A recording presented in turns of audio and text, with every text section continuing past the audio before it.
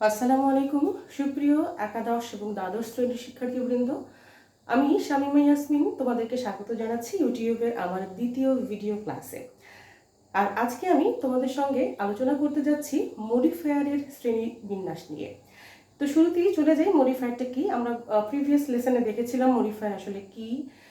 Modifier হচ্ছে সেই সমস্ত ওয়ার্ডস বা ফ্রেজ যা কিনা কোনো নাউনের আগে বা পরে বসে সেই নাউন সম্পর্কে অতিরিক্ত বা বিশেষ কোনো তথ্য দিবে।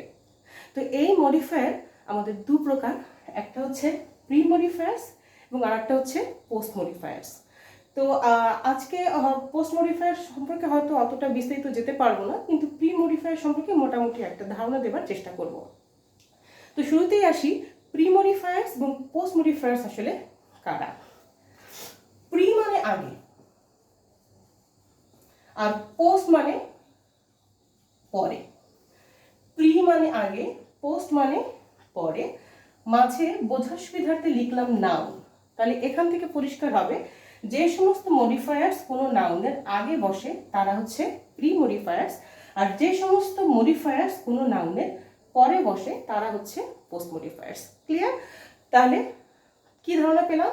মডিফায়ার্স যা কোনো নাউনের আগে বসবে তারা হচ্ছে প্রি মডিফায়ার, আর যে মডিফায়ারগুলো কোনো নাউনের পরে বসবে তারা হচ্ছে পোস্ট মডিফায়ার্স। তো আমরা গত ক্লাসে যে এক্সাম্পল দুটো দিয়েছিলাম তা ছিল আসলে মোটামুটি প্রি মডিফায়ার্স এর এক্সাম্পল। মনে আছে নিশ্চয়ই? দেখো তো, this is a nice teapot, এবং আমরা পট এই নাউনটিকে মডিফাই করেছিলাম যথারীতি টি একটা নাউন দিয়ে, নাইস একটা অ্যাডজেক্টিভ দিয়ে এবং একটা আর্টিকেল দিয়ে। কেমন? তাহলে দেখো এই আর্টিকেল নাইস টি কোন নাউনের আগে বসছে? পট এই নাউনটির আগে বসছে। তো ওই এক্সাম্পলটা ছিল মোটামুটি আমাদের প্রি মডিফায়ার এক্সাম্পল, এবং অন্যান্য এক্সাম্পল আমরা যাব, তবে তার আগে আমরা পোস্ট মডিফায়ার একটা এক্সাম্পল দেখে নিই। I saw Rohim playing in the field. এই বাক্যে খেয়াল করো, I saw Rohim, আমি রহিমকে দেখেছিলাম।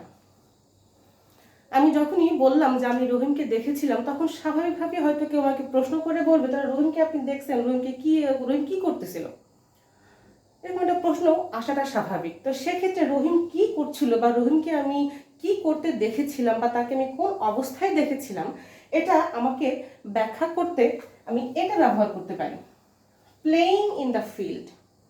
রহিমকে আমি দেখেছিলাম মাঠে খেলারত অবস্থায়, প্লেয়িং ইন দ্য ফিল্ড। বাক্যটা আমার এখানে শেষ হয়ে যেতে পারতো, আই সা রহিম, রহিমকে আমি দেখেছিলাম। কিন্তু কেউ আমাকে প্রশ্ন করতে পারে তাহলে রহিমকে কি করতে দেখেছিলেন, আমি উত্তরে বললাম প্লেয়িং ইন দ্য ফিল্ড, রহিমকে আমি মাঠে খেলতে দেখেছিলাম। তো খেয়াল করো, এখানে রহিম এই নাউনটিকে আমি পোস্ট মডিফাই করেছি, অর্থাৎ রহিমকে পরিষ্কার করতে, রহিমকে আমি কি অবস্থায় দেখেছিলাম এটা পরিষ্কার করে বলতে আমি একটা present participle as post modifier ব্যবহার করেছি। আর প্রেজেন্ট পার্টিসিপল কি, এটা যখন আমরা আলোচনা করব একাধারে ধারাবাহিকভাবে তখন এটা আমরা বলে দিব। তাহলে এখানে রহিমকে ক্লিয়ার করতে আমি একটা প্রেজেন্ট পার্টিসিপল ফ্রেজ ব্যবহার করেছি। তো যাই হোক, পোস্ট মডিফায়ার নিয়ে আমরা আলোচনা করব, তবে তার আগে আমাদের প্রি মডিফায়ার নিয়ে আলোচনা করাটা বেশি জরুরি। তাহলে আমরা চলে যাই আমাদের প্রি মডিফায়ার কি কি আছে।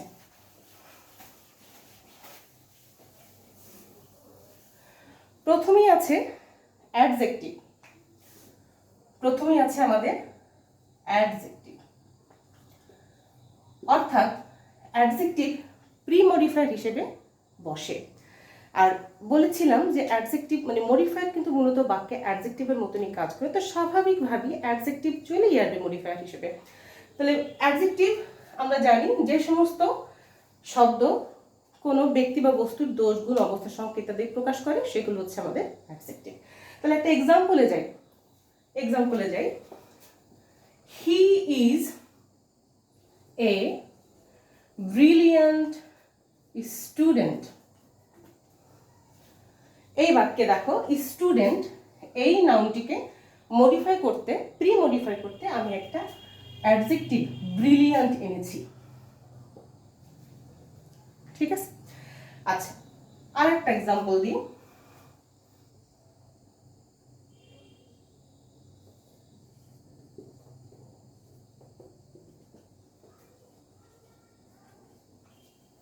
এখানে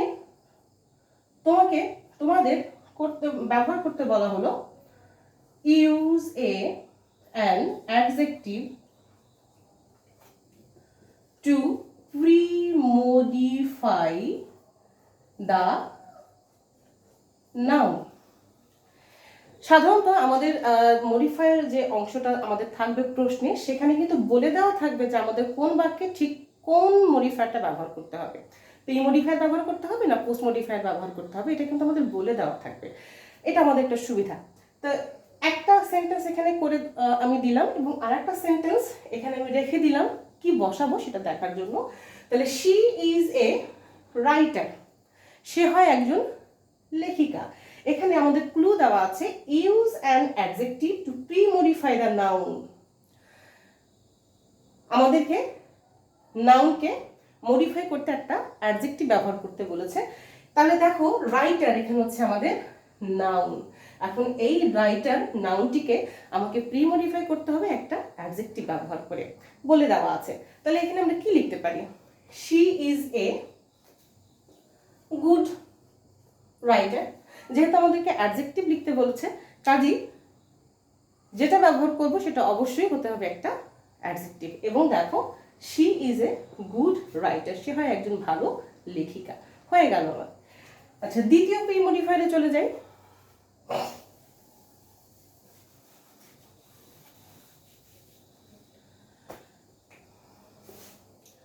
প্রেজেন্ট পার্টিসিপল।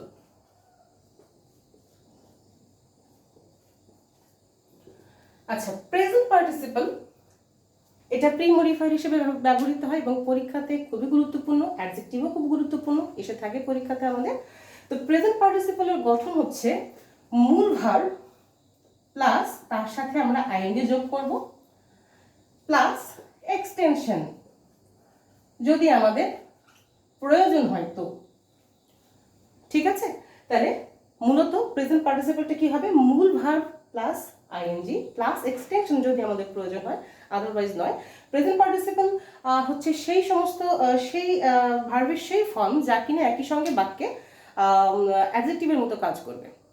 ঠিক আছে, অ্যাডজেক্টিভ এবং ভার্বের ন্যায় কাজ করবে। তো আমরা একটা এক্সাম্পলে চলে যাই।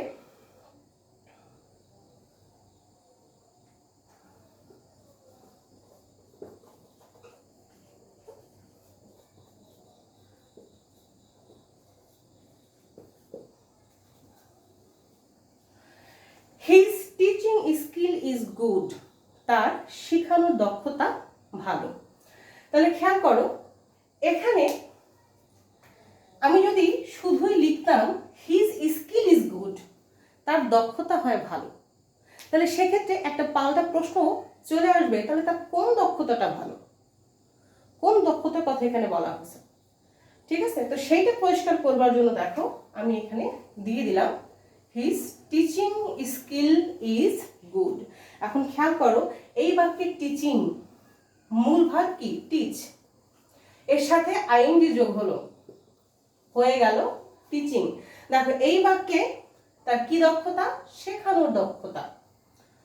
টিচিং কিন্তু এখানে আমাদের মূল ভার্ব হিসেবে বসেনি, মূল ভার্ব হিসেবে কে আসছে? ইজ, একটা বিভাগ চলে আসছে। তাহলে দেখো এই বাক্যে কি দক্ষতা, কোন দক্ষতা? তার তার ভালো কোনো দক্ষতা নাকি খারাপ কোনো কিছু? অবশ্যই টিচিং এর একটা ভালো দক্ষতা আমি মনে করি। তো এই টিচিং এর দক্ষতা তার খুব ভালো। তো এই দক্ষতাটা কোন দক্ষতাটা বোঝানোর জন্য এখানে আমি টিচিংটা নিয়ে আসলাম ইউজিং প্রেজেন্ট পার্টিসিপল। ওকে,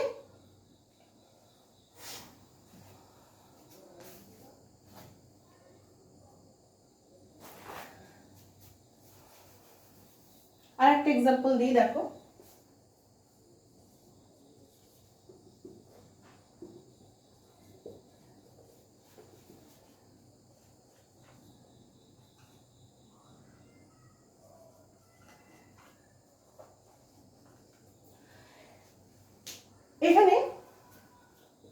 বলে দিই, pre-modify the noun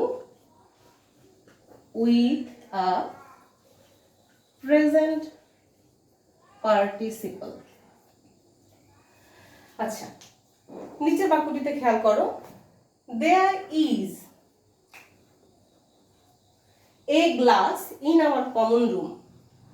আমাদের কমন রুমে একটা গ্লাস আছে, একটা গ্লাস আছে, একটা আয়না আছে।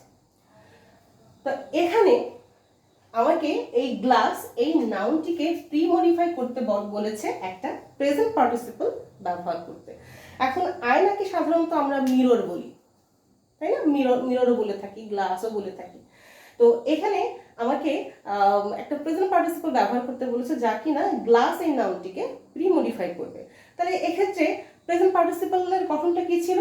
মূল ভার্ব তার সাথে আইএনজি যোগ। আচ্ছা, এখানে যদি আমি লুক ব্যবহার করি, লুক প্লাস মূল ভার্বের সাথে আইএনজি যদি যোগ করে দিই, তাহলে হয়ে গেল there is a looking glass in our common room. তাহলে আমরা কি পেলাম? যে আমাদের কমন রুমে একটা লুকিং গ্লাস আছে। আমরা সাধারণত আমাদের যে গ্লাসে আমরা আমাদেরকে দেখি, সাজগোজ করি, নিজেদেরকে ডেকোরেশন করি, সেগুলোকে আমরা লুকিং গ্লাসই বলি, তাই তো? তো যাই হোক, তাহলে হয়ে গেল আমাদের প্রেজেন্ট পার্টিসিপল। তাহলে there is a looking glass in our common room হয়ে গেল। আচ্ছা, পরবর্তী প্রি মডিফায়ারে যাই।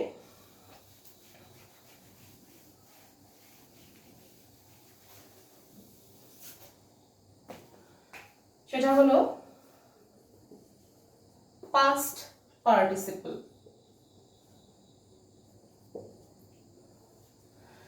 আমরা সাধারণত ভার্বের তিনটা ফর্মের কথা শুনেছি, তাই না? একটা হচ্ছে প্রেজেন্ট ফর্ম, একটা হচ্ছে পাস্ট ফর্ম, আর একটা হচ্ছে পাস্ট পার্টিসিপল ফর্ম। তো ভার্বের এই পাস্ট পার্টিসিপল ফর্মও কিন্তু আমাদের প্রি মডিফায়ার হিসেবে ব্যবহৃত হয়। আচ্ছা, আর পাস্ট পার্টিসিপল ফর্মটাকে কিন্তু আমরা অনেকে ভার্বের V3 ফর্ম বলে থাকি, V3 ফর্ম। তাহলে একটা এক্সাম্পল দেখে নিই। Don't drink polluted water। খেয়াল করো, ডোন্ট ড্রিঙ্ক polluted water, দূষিত পানি পান করো না। তাহলে এক্ষেত্রে দেখো মূল ভার্ব কিন্তু আমাদের ড্রিঙ্ক, ওয়াটার এটা হচ্ছে আমাদের নাউন, যে নাউনটিকে আমাদের প্রি মডিফাই করতে হয়েছে একটা পাস্ট পার্টিসিপল দিয়ে। এখানে আছে পলিউটেড, দূষিত পানি পান করো না। তাহলে পলিউট, পলিউটেড, পলিউটেড। ওকে, তাহলে ডোন্ট ড্রিঙ্ক পলিউটেড ওয়াটার, দূষিত পানি পান করো না। এবং যথারীতি পলিউটেড এখানে কিন্তু আমাদের পাস্ট পার্টিসিপল, যা কিনা ওয়াটার এই নাউনকে প্রি মডিফাই করেছে। আচ্ছা, আর একটা এক্সাম্পলে যাই।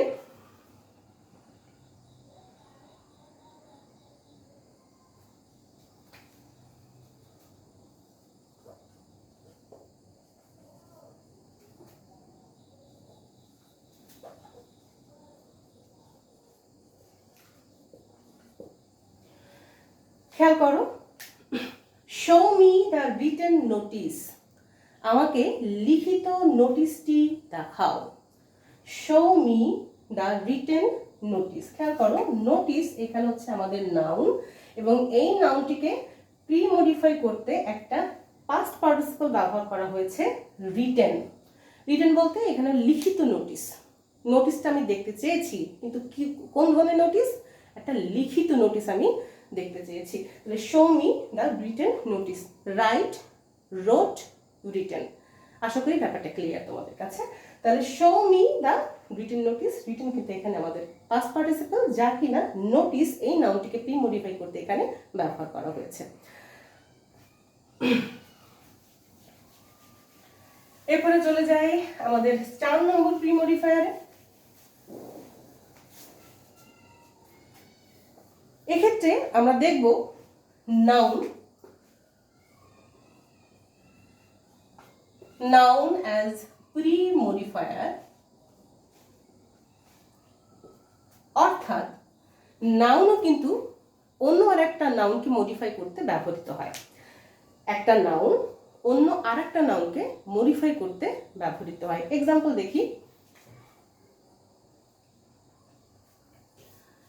yesterday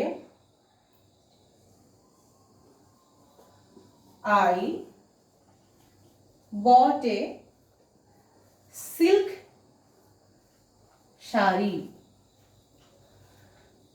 গতদিন আমি একটি সিল্ক শাড়ি কিনেছিলাম।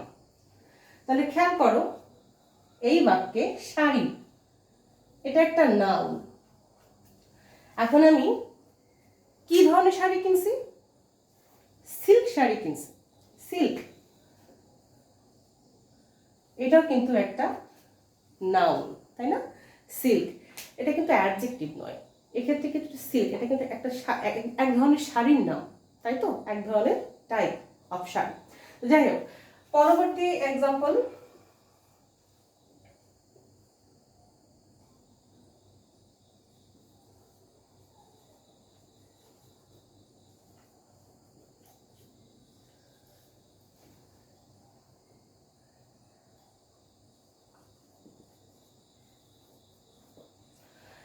খেয়াল করো, the cricket match was enjoyable. Cricket ম্যাচটি ছিল খুবই আনন্দদায়ক।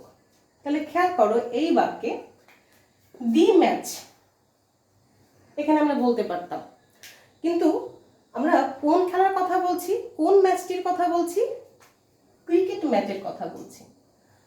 কেমন? তাহলে ক্রিকেট এখানে হচ্ছে আমাদের নাউন, আর ম্যাচ এখানেও কিন্তু আমাদের নাউন। তাহলে the cricket match was enjoyable. Cricket ম্যাচটি ছিল খুবই আনন্দদায়ক। দেখো এখানে ক্রিকেট এটাও একটা নাউন, ম্যাচ এটাও কিন্তু একটা নাউন। ওকে, তাহলে বন্ধুরা, তাহলে আজকে এ পর্যন্ত। আগামী ক্লাস দেখার জন্য আমন্ত্রণ জানাচ্ছি। আর তোমাদের যদি কোনো প্রশ্ন থেকে থাকে তাহলে অবশ্যই কমেন্ট বক্সে কমেন্ট করবে। আর পরবর্তী ক্লাসে আমরা প্রি মডিফায়ার যে কটা বাকি আছে সেগুলো নিয়ে আলোচনা করব। সবাইকে দেখার আমন্ত্রণ জানিয়ে আজকে শেষ করছি। আল্লাহ হাফিজ।